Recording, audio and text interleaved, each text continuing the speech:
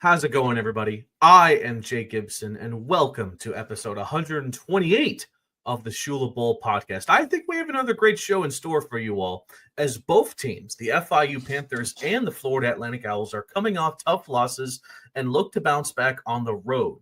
For the FIU Panthers, they're looking to take on the UConn Huskies in East Hartford. Kevin Barral has you covered on what to expect for that Northeast matchup.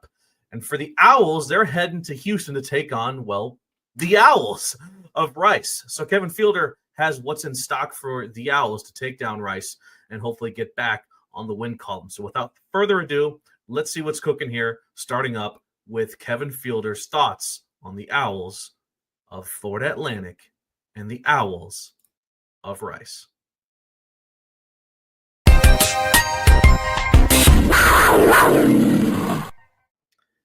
And welcome back to the Shula Bowl podcast. Now it's time to talk about the FIU Panthers, who are getting ready for their final non-con matchup of the season against the UConn Huskies. So I'm with Kevin Barral.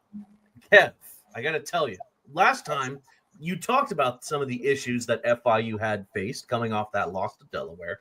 How confident are you that this team has fixed up at least most of them as they get ready to head to East Hartford? Yeah, right. You don't know. We haven't seen this team since. I'm going to be curious to see what it looks like because we talked about the issues. Obviously, it seems like we'll start with special teams specifically because I know that's the big one. It was a lot of self-inflicted wounds is what special teams coordinator Kenneth Gilstrap kind of spoke about. Said a lot of self-inflicted wounds. Obviously, you didn't have Brian Blades, who's the gunner, so he's supposed to return for the game. And that'll be huge. And seems just like miscommunication. I'm gonna have to watch back I still haven't watched back the video, but apparently on the punt return touchdown, the guy DePleasy had called it a fair catch. They thought he called it a fair catch, but he didn't, and he took it back for punt return touchdown. And well, outside of that, you just got to hope the passing game gets it going because Keyone has not looked good throughout the first 4 games of the season. He's gotten away with quite a bit, thankfully, because of the run game. But outside of that, it's really been stressful, right? And you got to hope he gets it going at some point. And he's had time to really reset, recoup, and hope that he gets it going soon because they really need him, especially against this UConn team. That's a very veteran-heavy UConn team. As far as what's gone wrong for Keyone, are you getting a little tired of seeing the abundance of pass catchers game in and game out? Would you like for there at this point in the season to have that wide receiver one option that can kind of take over the game? And if you do want that, is Alex Perry going to be the guy? Because at least from what we saw against Delaware, I think he has the best shot out of anyone in the receiving room to be that guy. He's the number one receiver, and that's regardless of whatever numbers he's going to put up. He has to play like a number one receiver, I think is the best way to say it.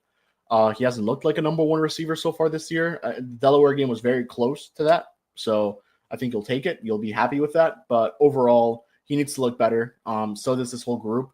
I think by the time we get to the Western Kentucky game, we'll have a better look at who the actual core will be. All right, now I think this UConn game will be a little bit of what we saw against FAU and even Bethune, which with a lot of options, I could do a lot of things, right? So I don't hate that mentality. I don't hate that approach, but who knows? Maybe it's affecting Keyone. And this bye week was a way for them to, as they noted many times, do some self-scouting, do some self-reflection, and look at what they could have done better. And who knows if, hey, let's get some receivers in here that could do something for us, and let's get a core of guys who are going to help us. I don't think we've seen Tyson Carter step on the field ever since the Bethune game. So it just goes to show that, they are shrinking it up a little bit. We haven't seen a lot of JoJo Stone, for example. Samaj Jems, we see him here and there, but it's been a lot of Alex Perry, Kyle McNeil, Eric Nelson here and there. Ross Fournette got a good amount of run against Delaware. So you're starting to see less guys get opportunities, at least younger guys or guys who really didn't make a name for themselves early on. As far as that running game goes, it's obvious that Keyshawn Owens is the number one guy. But talk a bit about the performance so far this season for both carry and lines. It's something that we had spoken about before the season, a three-headed monster at the running back position. Well, at times it really feels like there's only been one runner that's put up extreme positive numbers game in and game out, being Keyshawn. How do you want to see this running game evolve to sort of coexist with what we hope to see as a more balanced passing game, which has a potential wide receiver one in Alex Perry. I have no complaints with the run game. I think the run game has looked good. Keyshawn obviously is going to get the bulk of the reps because they feel like he is the best player on the team overall, and they've said that many times publicly. And Lions and Carey are just going to get really similar reps. They're not going to – Carey's going to get a little bit more than Lions. Lions is going to get the least amount. Doesn't mean that Lions is the worst running back. It's just he's the youngest, and they have him for a little bit longer than the other two guys, right? So I have no issue with the run game. I think the run game has done more than enough to open the pass game, which we've seen at times that can be very explosive. We saw it in the FAU game with the Anderson McGuire, very long catch. Saw it a little bit in the Penn State game. They moved the chains very well there too. So I don't have any issues with the run game. I think the run game's been just fine. They're obviously those two other guys, Carey and Lyons, are going to put up big numbers because they aren't getting as many reps as Owens is. Owens is starting the game for FIU every single game this year unless he's hurt. And he's going to get the bulk of the reps, and they're going to rely on him more than anyone. And they think he, again, as I noted, not just their best player, but their most valuable player. And the fact that, and he's probably running with a chip on his shoulder. No interest in the transfer portal, so he came back to FIU to run it back one last year. And he's got one last shot to get to a bowl game and finish over 500 for a year in his career. So he's probably trying to run with a little bit more motivation this year than in years past. Moving on over to FIU's defense, yes, they didn't have Blades, and it certainly showed in that game against the Fighting Blue Hens what the Delaware offense was able to do passing wise, just kind of throw it around everywhere. Most of the time, it connected. But even with Blades not being there, what were some of the other issues you saw with FIU's defense and how they were unable to keep up with the Blue Hens? Because on one hand, it was their first test against a dual threat quarterback, and I think they succeeded with that. But you look beyond that, and there wasn't a whole lot to go off of that was positive for this FIU defense. I know Blades is just one guy. Yeah, I think FIU got beat in the trenches. Credit to Delaware. They played a very nice game, and Willie kind of noted this too, and he was very honest about it. He was very honest. Let me clarify. Willie's always been a very honest guy at these press conferences, very truthful, very transparent, and he was very honest. He got outcoached. He got outplayed. His team got outplayed, and it was just a bad night to be an FIU Panther that day. And unfortunately, they just started out slow, and it didn't work out. And I think a big reason for that is they saw an offense that they really hadn't seen from anyone. He called it a triple option with the quarterback in the shotgun. So that just goes to show how weird or how creative I think Delaware's offense is. And there's a reason why Delaware is now favored against Western Kentucky for the Friday game. So, I'm curious to see what that looks like. I think the defensive line really got killed in that game against Delaware. I don't think they got killed per se, but I definitely think they got a little manhandled. And I think they'll have to find a way to bounce back because UConn's offense is just as good, if not better, than Delaware's. I don't think they're going to present the same schemes or the same plays as Delaware in the triple option, but I think they're going to do a little bit more explosiveness, not maybe a little more similar to FAU's offense, but a little more explosive than what FAU did. And they have a quarterback to do it, and we'll talk about keys to the game, I'm sure, but one of them is going to be you have to make Joe Fagnano, the seventh-year UConn quarterback, uncomfortable in the pocket. Got to make him run out. Got to make him scramble. Got to make him throw on the run because that's what's going to force bad throws. And if FIU does that, they have a really good shot to win on Saturday. Moving on over to that UConn game, I would say from an outsider's perspective, UConn is closer to a power conference caliber program than even a group of 5 or group of 6 at this point, just because of the amount of Big Ten, ACC opponents that they take on every year. And not only do they hold their own, but we saw last year in the Fenway Bowl, they can take them down, being UNC. So I think the Panthers are going to have a tough test against this UConn squad. You mentioned Fagnano. What really makes that offense click? Because they don't turn the ball over. They make very few mistakes mentally, game in and game out. If they need to make a clutch drive to win or tie, they can do that. We saw that against Syracuse and against Delaware. In both games, they came up short, but it wasn't the offense's fault in either of those games. Yeah, UConn's an interesting team. They have Skylar Bell, who has been 4th in the country in receiving yards. Then you have Cam Edwards, who I believe is 5th in the country in rushing yards.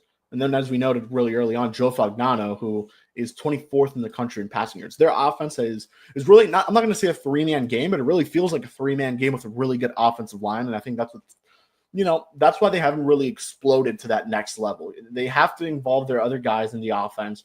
Defensively, UConn has 2 really good linebackers Their names I can't recall right now. Both 38 total tackles. They've had really good success getting to the quarterback. So this is a really good UConn team. This is not the same UConn team FIU saw in 2023 and even in 2022 when they lost the homecoming game at FIU. The first ever edition of the Vice game, actually. But yeah, it's definitely an interesting team. I think UConn has really kept it close with a lot of teams that they really shouldn't have. Ball State, they should have blown the brakes out of Ball State. Same thing goes with the Buffalo game. Should have blown the brakes out of Buffalo. So I'm looking at those two games and really like, if FIU could just do something a little bit different than Buffalo and Ball State did that UConn wasn't able to stop, FIU is going to be in a really good position to win. But again, you also look at it, it could look a lot like a blowout game or, it's just, it's tough, right? Because this is a UConn team that could blow the brakes out of you and crush you with the pieces that they have on offense and stop you on defense, or they could go out there and really, keep it close, kind of like what they did those last couple games. So I don't know what side of UConn we'll get. It's a national TV game. Should be fun to watch. And I think it'll be a fun game. FIU has some good history over there. Do you feel confident that this FIU secondary, which has had games where they've terrorized solid quarterbacks in the past, of course, Feldkamp with Florida Atlantic, as far as forcing interceptions, do you think they have what it takes to finally make Fagnano throw that first interception of the season, especially with Blades back in? You think this secondary stacks up well against that air raid offense that UConn has? I think a big part of that's going to be if Brian Blades is in there, right? And everything points towards him being available for the UConn game and him going one against one, 1v1, whatever you want to call it, against Skylar Bell.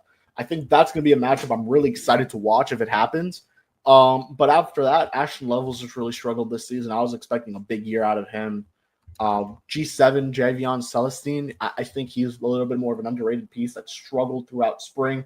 Had a nice fall, just hasn't gotten the opportunity. Mr. Clark has been a really fun guy to watch this season. I've really enjoyed his emergence.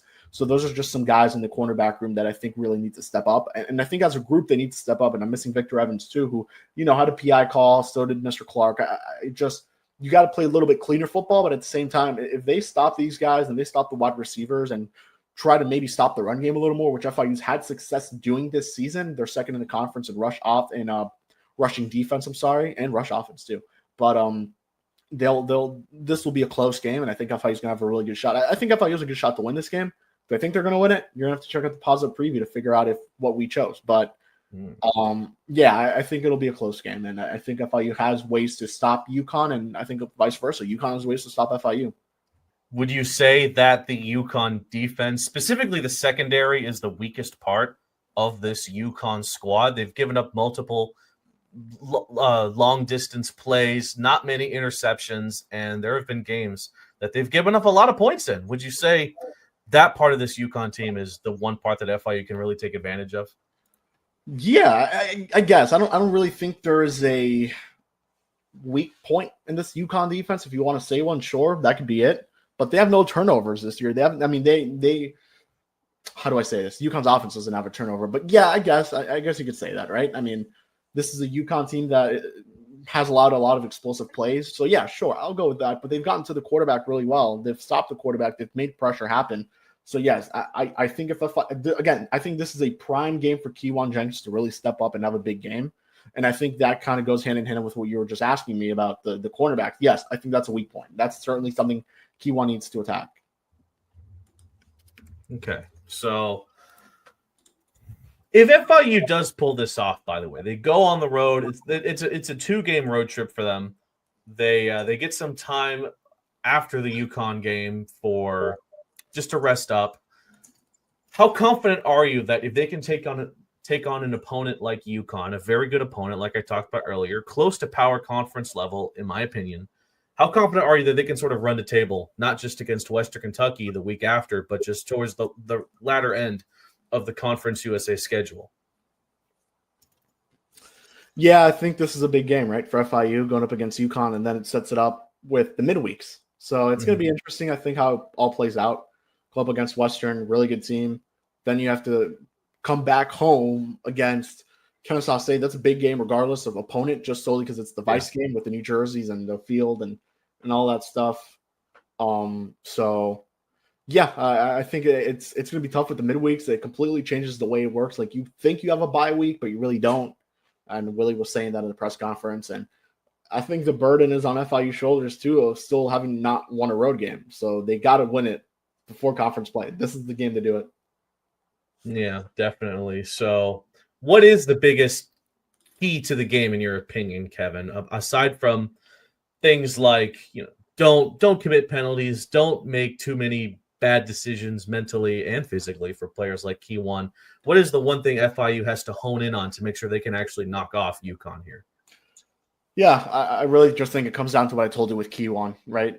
He really needs to attack the passing game. I really don't see another thing that they really have to do. As I told you as well, stop Fagnano, make him uncomfortable, make him force throws, kind of like what they did with Valkamp against FAU. So, yeah.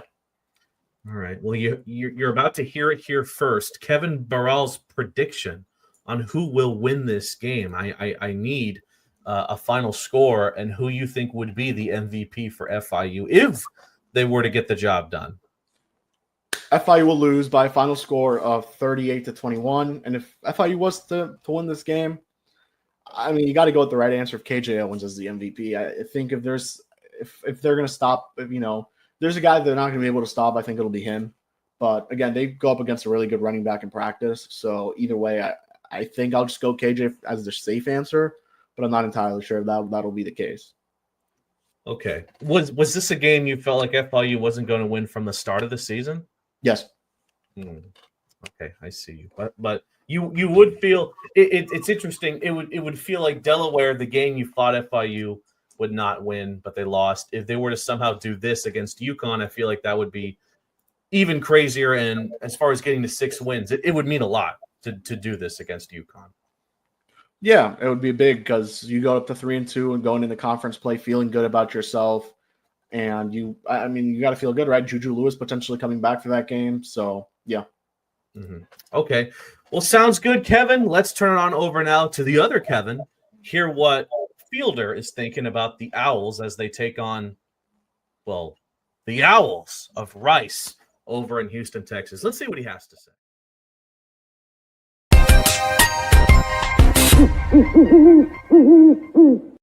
And welcome back to the Shula Bowl podcast. Should be another fun episode. I believe it's time to talk about the Florida Atlantic Owls. So they're coming off. Yeah, it was a lot. One of the losses of all time to the surging Memphis Tigers. But now they're heading on the road to H-Town to take on Rice at the fabulous Rice Stadium. So, Mr. Fielder, how are you doing? The vibes in Boca Raton have they shifted? It's been a bad couple of games for the Owls. Yeah, I'll be honest. FAU fans are not having a great time right now. Again, like when you look at the way their season has gone, they haven't won a game against an FCS opponent yet, and we're 4 games in. We're heading into the 5th game of the year, and they still haven't put together a complete performance against a team that should be at least on their level. And when I say that, right, like Memphis is a better football team. We talked about that last episode. They're a better football team. They're going to always likely be a better football team in that sense this year. FIU, for some of their issues, right, I would say are at least on a similar level to FAU. And they haven't won a game against one of those teams yet. And it's like, it's really frustrating because the expectations were rightfully to some degree high as the season began. And they haven't been able to turn those expectations into reality yet. And when you get to the middle of the season, you still haven't been able to do that. Frustration is going to mount. Frustration is going to mount because, right, like people don't want to watch a bad football team. People don't want to watch a struggling football team. And right now, like Zach Kitley will tell you, everyone in that locker room will tell you, every fan will tell you they're struggling. I thought they played better against Memphis than they did against FIU. I thought they showed some things that were definitely encouraging, but the second half, again, a collapse in the second half was all it really took for them to lose that game. And it's tough to recover when you just sort of shoot yourself in the foot in the second half. And that's sort of the biggest thing that they need to work on because, again, like the FIU game, like the Memphis game, they had good stretches in the first half. They looked promising. I think they were actually winning in both those games. heading into halftime, and then both games they come out flat in the second half. Right. No coach is going to tell you that can happen. And so it's frustrating, to say the least, right? To make this long rant maybe a little bit shorter, it's certainly frustrating. I know you said the second half as a whole was a disaster for the Owls, but entering the fourth quarter, I believe it was a one-possession game or near a one-possession game that could have gone anyone's way. Now, Memphis dropped 31 points in the fourth quarter, which, I mean, is killer, but really, what went wrong specifically in the fourth quarter that for the first three quarters FAU was and was not able to do to keep this game close against Memphis? Why did it all go wrong there specifically? Well, first of all, I think the offense struggled to find consistency, and that was an issue against FIU. That's now an issue against Memphis. And then on the other side of things, the run defense has been an issue the last 2 weeks. And Memphis, I think like we said on the last episode, hey, man, if you let Memphis run the ball on you, they will run the ball on you. They're not afraid to go classic power football, go line up in I formation with a fullback and run the ball down your throats. They ran the ball down FAU's throats last week. And so the biggest thing is that there needs to be corrections there. There needs to be cleanups there. So it's one thing to lose a game because the other team's more talented than you. It's another thing to lose a game because the other team's more talented than you, and you keep giving them ample opportunities to make plays and win the game. And I think that's sort of where they were on Saturday. It's like they kept the game close. They found ways to constantly, be in with a fighter's chance, but this was still the underdog. And when you're the underdog, you got to play close to perfect. And truthfully, FAU, didn't play close to perfect. They struggled a lot in the fourth quarter with the run defense, with the offensive consistency, and those problems mounted. And those problems made it to where you couldn't come back and win that game. And that's just a situation that's been there for a lot of the year, but it was especially amplified, I think, in the fourth quarter against Memphis. We'll talk a bit about Veldkamp because the numbers don't lie. He had a pretty good game, 31-50, 318 yards, but to not get a single passing touchdown on Memphis' secondary. No picks, though. That's not bad, too. But is this an improvement for what you've seen from Veldkamp specifically against Florida International and even earlier? And to do that against a pretty stout Memphis defense, there is some room for hope, at least in that department, right? It was an encouraging performance. And I don't want to sit here and say, like, that was a good enough performance because it truthfully was not as well. When you run an air raid offense, the expectation is that your quarterback will be able to carry a lot of the load. And he just didn't carry a lot of the load there, especially in the second half. But I think that he was a little bit more effective in spreading the ball out, getting the ball out to his playmakers. Easton Messer, Jay-Sean Platt both had terrific games on Saturday. They were kind of missing a secondary option. Asad Wasim continued to have some moments, but I think the issue right now is every game it feels like one or two guys step up, but they kind of need a third guy to step up and be a consistent threat. And whether that's Asad Wasim, whether that's Michael Kirsch, the tight end, whether that's one of the running backs in the receiving game, right? There are options for someone to take that next step. They just need to find a way to take that next step. And right now, it just kind of feels like it's two guys hope and pray every week. And it's like, that's not really an effective strategy. To Veldkamp's credit, though, I think he did a lot on the ground that they weren't able to do in the past. You saw a little bit more quarterback runs, some quarterback zone read stuff. You saw him be able to scramble and make plays. He was, unfortunately, their leading rusher, which when your quarterback is the leading rusher with 30 yards rushing, you didn't have a good game on the ground, which, again, is an issue that has been an issue all year. But I thought Veldkamp did a lot more promising things throughout the game to give FAU a chance to win the game. And again, like you mentioned, through three quarters, it looked like they certainly had a chance. And then it all just kind of collapsed in the second half or in the fourth quarter. And all those problems mounted. And Memphis, to their credit, is a really good football team who I think now may win the American. You give them an inch, they'll take a mile. And they took a mile in that fourth quarter, and they were able to pull ahead and win that game comfortably. The battle of the trenches, I think on both sides, offense and defense favored Memphis in this game. 291 yards, 5 touchdowns for the Tigers on the ground, as opposed to what the Owls were able to post up, only being 75 yards and 3 touchdowns for a running back room at Florida Atlantic that has the talent that we've seen. What have been some of the shortcomings rushing wise for this Owls team that have you the most concerned? And I think one of them is now the health of Jamari Sands. Yeah, I mean, Jamari Sands went out early in that game, only had 5 carries for 13 yards, sort of turned that backfield into a two-headed monster with Xavier Terrell and Caden Shields in the third string running back. Terrell has a lot of speed. He's a very explosive running back, but he can't really run in between the tackles. That's where Sands comes into play. That's where he's most effective. And I think for anyone listening to this who's a Dolphins fan can tell you a very similar situation where if you only have one kind of running back, if you only have Devon Achane back there, you can't do a lot of the in between the tackles, inside zone kind of running scheme. And FAU was kind of in a similar situation on Saturday where Xavier Terrell can't really run in between the tackles.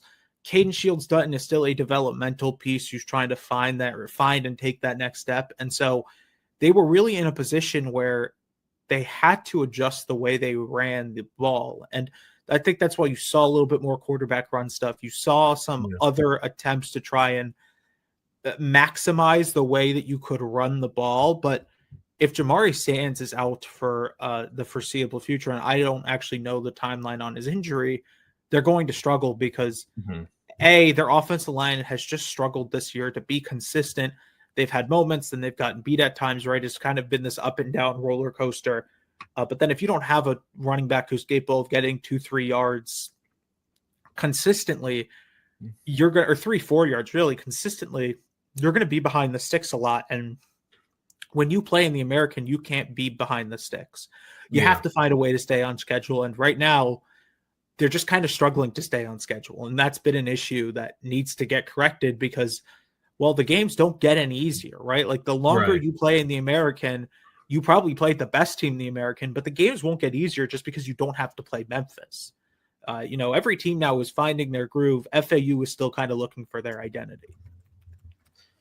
The last thing I really wanted to ask you about was the mental mistakes as well as physical mistakes from this Owls team. They fumbled the ball 4 times. They were lucky that they only lost the ball only once. But and I did want to point out as well, the fact that Veldkamp ended up being FAU's leading rusher is definitely not something to be proud of. All things considered. But yeah, talk about where this team is when it comes to these silly mistakes. I mean, to fumble the ball 4 times like that, and as far as penalties goes, I mean, woof, it was bad against FIU. It was even worse against Memphis because you were at home. Talk about where this team stands with their mistakes. Yeah, it's just, again, mental errors. It's not like Memphis did a lot to like sort of rattle FAU. FAU just couldn't stay on schedule, and they sort of started to shoot themselves in the foot. They sort of started to find ways to make mental mistakes. And I think some of that's just the process of being a new head coach, being in a new system, right? You're still trying to learn your way, but to some degree also, it's now week 5, it's week 6. The expectation is that those things have to get cleaned up at some point because you can't be in week 10 talking about the same mental mistakes. And it's weird because in the first half, they always play really well. And I think, again, against Memphis, they played really well in the first half. I was sitting there in the first half going, well, I don't think FAU played their best game, but they're winning at halftime, and they can find that next level heading out of the break. But it's been an issue now for 2 weeks where they just sort of struggle coming out of the halftime. And we saw it a lot against FIU in the Shula Bowl where they kind of couldn't find anything to work on offense. Yeah. And it was like, by the time they found something, they were down 17 points. They were down 3 scores, and the game is all but over at that point. And it wasn't that bad against Memphis. They were able to stay in the game. They were able to keep it in, within reach. But the mental mistakes have just been kind of mind-scratching. And Zach Hitley knows that they're there. Like, so I'm not sitting here trying to say something new that the coaches don't know about, that the fans don't know about. But it's just now becoming an issue that needs to get cleaned up. Because, again, you don't want to be in week 8, week 9, week 10 of the year where the expectation is that you're playing your best football down the stretch, still making the same mistakes, still finding ways to give away the game, still finding ways with penalties, with turnovers, with fumbles, things that shouldn't happen. They can't keep happening. You have to clean them up eventually because, the expectation for every coach is that by the time you hit a certain week, that's where you find your groove. That's where you start playing your best football. FAU is still looking for that. And so I think you need to find a way. There's certainly been flashes. I thought, again, they were really good in the first half against Memphis. They're showcasing some things, but you got to find a way to make it a little bit more complete than one or two drives throughout the game. Yeah. So now let's transition over to their contest against Rice. And some people were saying online, oh, it's the two Owls in the American. This is a rival. It's not, right? Not really. Well, let's be clear. There are 3 Owl mascots in the American because Temple is also in the American. That's right. That's right. Kennesaw State needs to go there too one of these days just to complete the quadrilogy of Owls in a single conference. But this is kind of a return for Zach Kitley, kind of sort of a homecoming. I mean, he's from that region of Texas, obviously has spent a lot of time in the state, but talk about how he and maybe you are gearing up for this Rice game. Would you say this is the most winnable game remaining on the schedule until maybe the Tulsa game at home or even the ECU game at home? No, because they play UAB next week, and I think UAB is a very winnable game, especially at home. Okay. But on the topic of Rice, this looks like an easy game on paper, but people forget that Rice is now effectively running the triple option out of shotgun. I know. And ask any coach who has had to prepare for a triple option offense. They will tell you, I covered this when I was covering Kansas State full time because they were playing Army this year. Of course, they lost that game to Army. And I had asked coaches during spring camp, keep in mind this is 3 to 4 months before the season even started. I go, hey, are you guys preparing for Army? They all look at me and go, yeah, we've already started preparing for Army because the triple option is like the one offense in college football where the entire game plan that you have for that week gets thrown out the window the minute you play a traditional offense. Mm-hmm. It's not like this thing where it's like, oh, well, you play Memphis, FIU, they kind of run similar stuff. You just have to find ways to stop. It's really difficult when you're running the triple option because it's all about keys. It's all about staying on schedule. It's all about maintaining gap integrity, right? Like all the cliche buzzwords, they ring true in a game against Rice. And it's the most difficult game to prepare for on a week's notice. And so I think the biggest thing for FAU, the focus is on that defensive side of the ball, making sure that they can get as much out of sort of the preparation that they can before they have to travel to Rice and play that kind of offense. Because this is the one kind of offense, them, Navy, Army in the American, where like they can take the entire quarter away from you. And they can turn the second half into a game where you have 2 drives, 3 drives to try and come back if you're down 2 scores. And so it is like the most difficult offense to prepare for. You have to stay on schedule for the entire game, which when we talked about what FAU struggled with against Memphis, certainly is not the most encouraging thing. But also this is still a Rice team in transition. It's a Rice team with the first year with their new head coach in this new system. They've had growing pains. They've sort of been able to mitigate a lot of those, but when they've played tougher opponents, they've certainly struggled. And so it is still a winnable game, but it is one of the more difficult offenses to prepare for in the American. Yeah, it's Rice is not an academy school, but their offense, it would convince you otherwise. 422 passing yards to over 1,100 rushing yards from a academy school is pretty nuts. Well, you said that you talked about how important it is for Florida Atlantic to prepare for a triple option system like this. Now, do you actually think they will be? Because they took on Army last season, and that didn't go really well for them. And they didn't play Navy last season, and they're not going to play Navy until a few games from now. So how ready do you think they're actually going to be for this? That's a good question. Truthfully, one I can't answer because I don't know how long they started prepping for Rice, right? Was this a thing where they knew Rice was coming in the schedule? They knew Navy was coming on the schedule midseason. And so they started preparing in spring camp, early fall camp for some of the preparation time. You don't want to take a lot of preparation time during camp for these guys, but you do still have to be aware of what you're playing against. And so it's possible they come out and they fully know what they have to do and they can win the game and they can cruise to victory. But there's also the off chance that they're just not prepared for it because, maybe it's a mentality thing. You've lost 3 games, you've lost 2 in a row. You've sort of struggled in the second half, right? Like maybe it's just a mentality thing that they're not able to recover from, but that's going to be the biggest question mark. And it's not one I have an answer for until they suit up on Saturday and, you get in between the lines and the game starts to matter. That'll tell you how prepared they are for this kind of offense.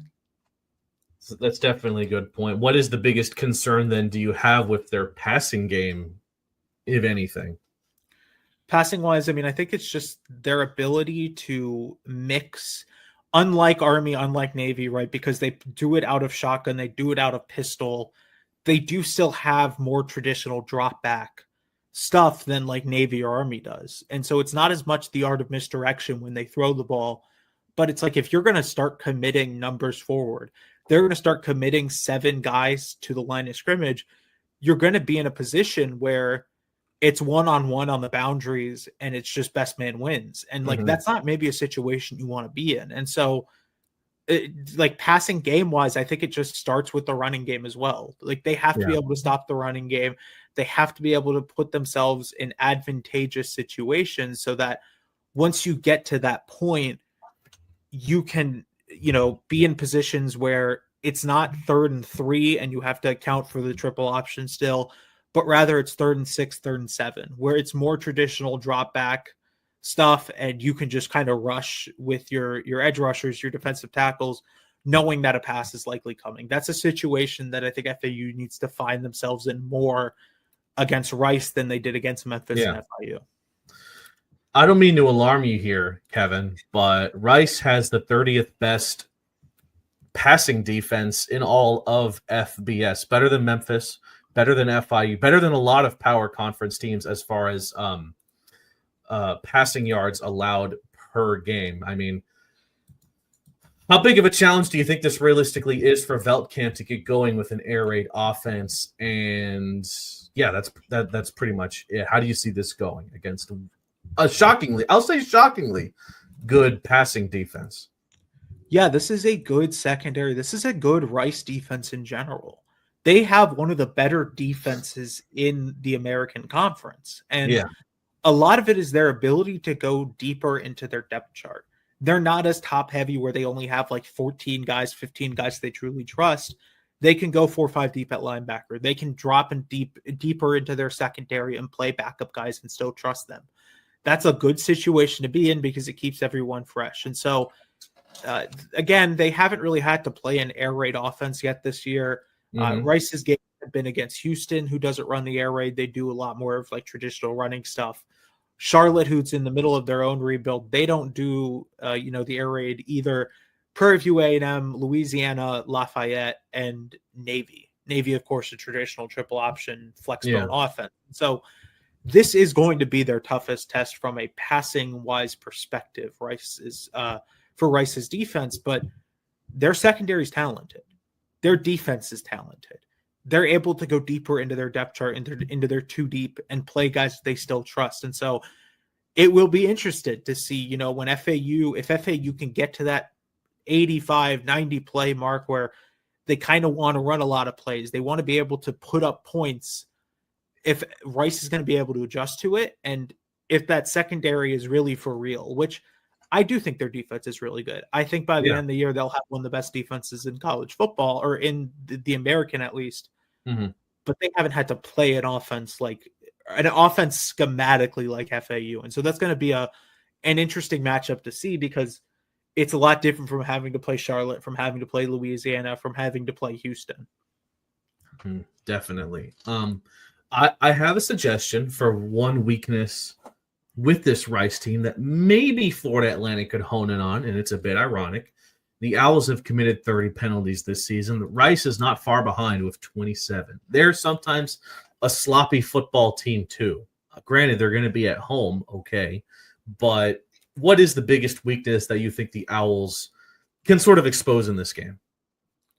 It's going to have to be that. It's going to have to be you're going to have to frustrate them. You're going to have to get them behind the sticks. You're going to have to stop the running game as much as possible. The way you stop a triple option team is you don't let them get into third and short, because that's still, to them, that's second and short. They have 2 plays to get a first down at that point, because they're going to go for it a lot on fourth down if it's 4th and 1, 4th and 2, because they trust their offense to get it. And so what FAU needs to do is they need to be able to remain on schedule defensively as well, create some explosive plays. Offensively, you can't get put behind the sticks the entire game. And I think the biggest thing that you have to exploit from Rice's perspective is the passing game. You have to try and make them as one-dimensional as possible, where they have to throw the ball more. They can't just live in the triple option misdirection kind of offense, because the more they live in that kind of offense, the more they're just going to win. And the more it's going to be tougher for you to try and figure out a way to win. Alrighty then, we'll start to close up shop here then, Mr. Fielder. How important, by the way, is this win for Florida Atlantic? Do you really still feel 6 wins would be a possibility with a loss to Rice? Even with a win to Rice, how confident are you that this is still attainable so far this season? Yeah, like we talked about last week, you can't just keep losing games and saying that 6 wins is a real possibility. And so this game is incredibly important, because 2 and 3 is a lot easier to get to 6 wins than 1 and 4. And if you get to a situation where you're 1 and 4, man, it's going to be tough to find momentum. It's going to be tough to find everything that it takes to win 6 games in college football. This is going to be one of the most important games on the schedule for that sense. Okay. You can't keep dropping games and expecting things to go right. But also, I think FAU just needs something. They need something that they can kind of carry, the fan base, the coaching staff, right? Like, it's a lot easier to feel good about yourself after a win than it is to feel good about after you play well in a loss. And so I think the biggest thing, right, is that they have to find a way to just get something. Stack one win where it's like, okay, we got something. This is the momentum pusher. Because after this game, you have UAB, then you have a tougher stretch, but then you play Tulsa, Connecticut, ECU down the stretch. There are games where you can win, where you can pick up a couple wins, keep momentum, get to 5-6 wins, put yourself in a position to be competing for a bowl game at the end of the year. But I don't think you can lose to Rice and expect that. And so for me, it really feels like these next 2 games are games that they kind of have to win to some degree, because if you can go into those final 6 games at 3-3, I'm sitting here thinking it's certainly possible they can make a bowl game. Not a guarantee, but certainly more possible than if they were 1-6, 1-7. Oh, well, 1-7 they'd be eliminated, but like 1-6, 2-4. That's not a good situation to be in. That's a very tough situation to expect to rattle off a bunch of wins down the stretch when you have to play some of the best teams in the American. And so I don't like calling games must wins in week 5, week 6 of the year, but they really need to win this game to stay on schedule, to give themselves a chance to make a bowl game, because that's still ultimately a goal of theirs, is to make a bowl game, to get back to that, because they haven't been there in a while. So that's a perfect follow-up to this question then. Are they going to do it? Are they going to walk into Rice and have the Owls take down the Owls? And if that's the case, who will be the MVP for the Owls over the Owls? Yeah, so last week, obviously, I didn't pick FAU. I said that I thought the game would have been closer, and to some degree, it was closer. Now, the final score certainly doesn't look like it. It was still a 20-something point win, for 29-point win, I believe, for Memphis. But certainly, they looked better against Memphis. And I think they're finding some stuff that works on offense. They just need to find a way to clean up the defense and get a little bit more consistent on that side of the ball. I want to say they win this game. I want to say that this is the game where it also sort of maybe doesn't turn around, but it gives them something to look forward to. It gives them something that they can carry on. And I think that this is the perfect game for FAU to win. Rice is coming off of a loss to Navy. They haven't played great football consistently. They've just been able to stay on schedule. FAU, I think, has to find a way to create explosive plays. Defensively, I think they'll create explosive plays offensively. FAU's going to win, but it's going to be close. I think it's going to be a low scoring game. FAU's going to have to dig deep into their bag of tricks to find one last thing to push them over the edge. I have FAU winning this game by 5 points, 28-23. And I think the MVP is going to be Caden Veldkamp. I know that's sort of cliche, but this feels like the game where Veldkamp can have his best performance as the starting quarterback for FAU, because he did a lot of good things against Memphis. Now he can sort of start to put those things together and, be put in a position where he can play a turnover-free, clean game, but also score some touchdowns and give FAU a chance to win a game that they desperately need. All righty then. So you have the Owls beating the Owls. That is brave, my friend. Okay.